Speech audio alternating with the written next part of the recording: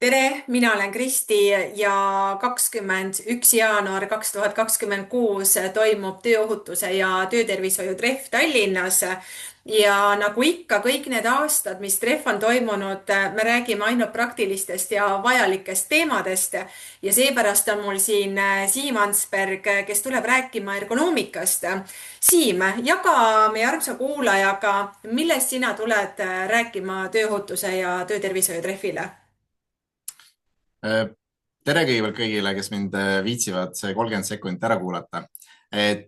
Minu põhifookus on ergonoomikal ja tegelikult rohkem ikkagi praktilised ergonoomikal, ehk siis ma võtan kaasa sinna niivõrd palju vahendeid, mis mul kätte mahub või uksest sisse mahub, onju. Ja kõik need inimesed, kes tulevad kuulama, nii palju kui neid vahendeid on, saate aktiivselt kaasa teha neid asju, millest me räägime.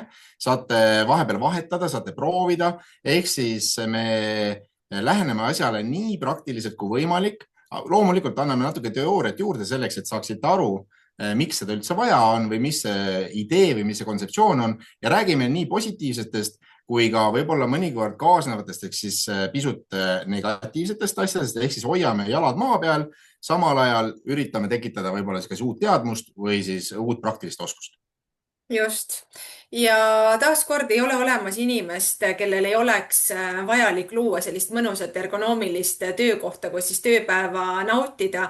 Ja Siim, nagu me siin enne salvestust ka sinuga rääkisime, et sina oled justkui nagu see töömotivatsiooni tõstja. Nii et seega, miks tulla trehvile, et läbi selle kogemuse ja uute teadmiste õppimise oma töömotivatsiooni tõsta? Miks tulla osalema?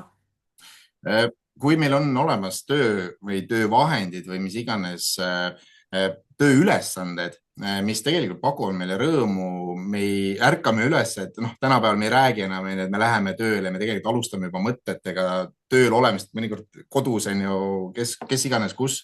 Ja kui me saame teha tööd rõõmuga, sealjuures asjadega, töövahenditega, teadmistega, mis on õiged, siis tööpäev lendab lennates ja nii ongi. Just. Nii et kohtume 21. jaanuar 2026 Tallinnas tööohutuse ja töötervishoiu trehvil juba üsna pea. Näeme.